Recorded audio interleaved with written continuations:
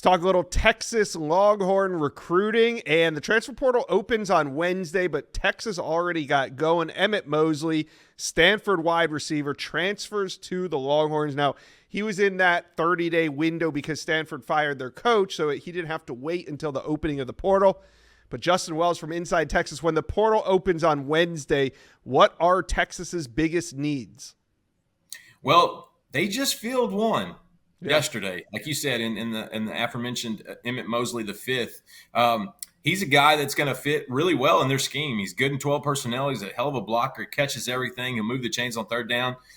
But I think if the right wide receiver were to hit the portal, they would take one more.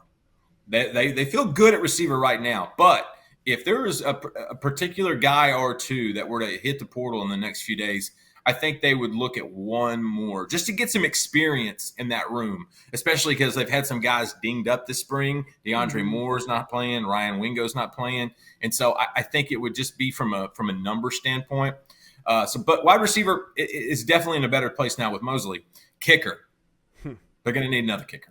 It's as simple as that. They're going to have to get a guy with experience. Bert Auburn had two really good first years at Texas. Last year, he had a really hard time the second half of the season, missed some really key, crucial kicks, kind of got the yips. Will Stone took his place in the Cotton Bowl as the place kicker. And so they will get another kicker. I think we might know who it is as well. And then tight end. They're going to have to get another tight end. They're going to have to get a guy with experience. Like Jatavian Sanders and Gunnar Helm took all the snaps in the last 3 years. And Jordan Washington is an up-and-comer that could probably start in August, but he's dealing with a collarbone injury, and they need numbers there, and they need a veteran guy. They've got Spencer Shannon, they got Will Randall, but they really need a veteran guy. And don't be surprised if true freshman Nick Townsend, who did not enroll early out of Spring Duquesne, don't be shocked if he gets on the field as a freshman just because he is got probably the most college-ready body in this 2025 class.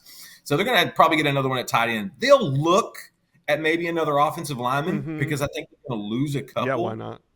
And so they'll look at one more defensive tackle. They really like the trio they brought in Brevard, Shaw, and Hero Kanu, but they're looking at one more, even though they really like what Alex January's doing. They love what Justice Terry's doing and Myron Charles and those guys.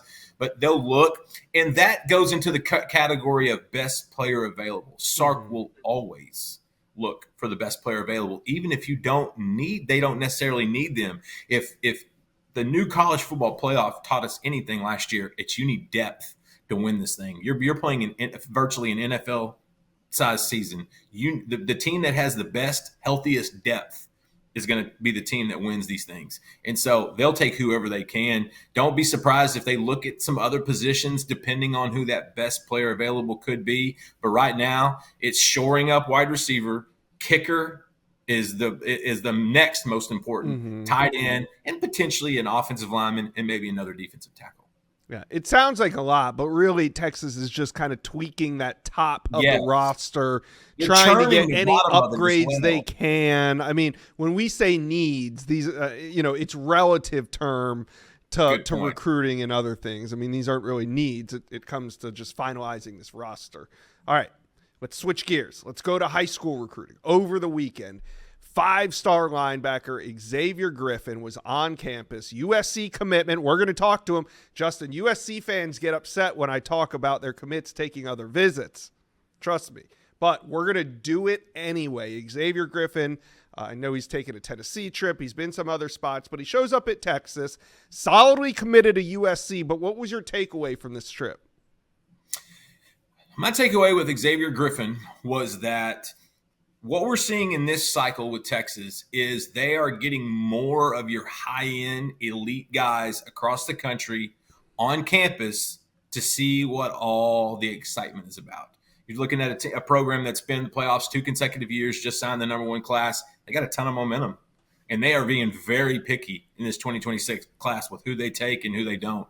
And so that Xavier Griffin's the type that maybe 10 years ago, Texas doesn't get him on campus. Yeah. Now he's curious. He wanted to see what Texas was all about. He knows guys from the area that they're going to be. They're planting a flag in Georgia. We saw what they did last year in that state. There's even more guys in the Peach State that they're going after in this cycle.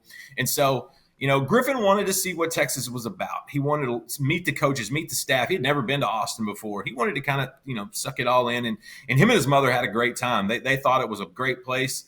I'll say this. He's 6'4", 205, and he's 16 years old with a size 14 shoe. So he is not going to be playing linebacker in college. He is going to be an edge, and he's going to be a really good one. But I don't think Texas moved the needle. I think they checked the box that he wanted. He wanted to be seen. He wanted to see what was about. He told us that he could potentially set an official visit, but he wasn't really sold on that either. And the biggest takeaway from it might be the part that the USC fans like the most. He is, like you said, he is solid to USC right now. He is not wanting to really look at any other schools for presumably for a flip. He's actually going to be back at SC this weekend, so Lincoln Riley and those guys get a chance to keep him even more locked in. But I think USC is doing a great job in this cycle, which we've seen this before. They hit really early, and then they just got to hold on until signing day. I think Xavier Griffin and USC are in a great spot right now. I just think he was hitting Austin just to hit Austin. Mm-hmm. Yeah.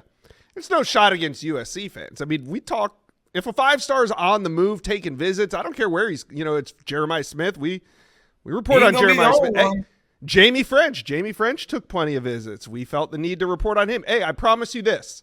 If Dia Bell steps foot in Athens or LSU during the summer, I'm going to talk about it. And I'm not saying he's flipping, but we're not just going to ignore the visit, right? Like, we can't just ignore the fact that Texas got top USC commit Xavier Griffin on campus. We're just going to talk about it. I want to get your opinion on it, and then we're going to move on to top 100 DB. Samari Matthews, it sounded like things went really well with him. Saw Steve Wiltfong dropped a story on Inside Texas this afternoon.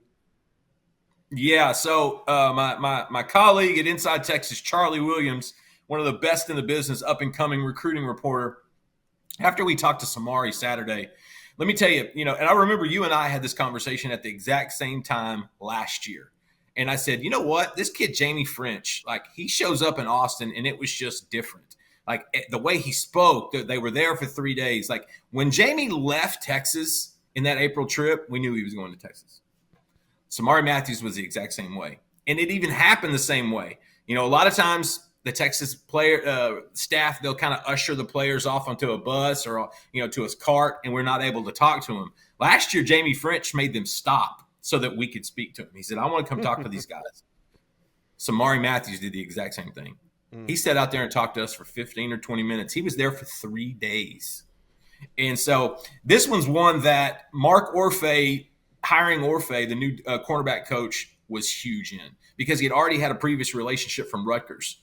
He said the second Texas offered him, he set his official visit on the same phone call and set his unofficial visit on the same phone call. And everything he wanted to see was even better. It exceeded expectations. This is a top 70, top 80 player, one of the best corners in the country, probably be the number one, probably the number 2 or number 3 corner in the state of Texas if he was. He's long. He's got Clemson, Florida State, and South Carolina official visits in addition to his Texas OV this in June. He's not really feeling the this in-state North Carolina Tar Heels. He loved Mac Brown. He actually had a really good relationship with Mac Brown, but wasn't as fond of Bill Belichick. And so he's looking in a different direction. Right now, Samari Matthews at Texas just makes it, there's a lot there that makes a lot of sense. It's just a great match. He fits what they want to do from a field corner and a boundary corner standpoint. He's got the versatility to potentially play some nickel down the road, and he understands that versatility is going to help him at the next level. Samari Matthews in Texas, we had already talked to him a half a dozen times. We had caught him at OT7, always talked up Texas. This was different. His family loved it. He had a smile from ear to ear. He spent a lot of time with us before he took off. Samari Matthews in Texas, I think that's going to happen. Yeah, keep an eye on it. All right, Justin, before I let you go, what other recruiting intel do Texas fans need to know? What are you chasing right now?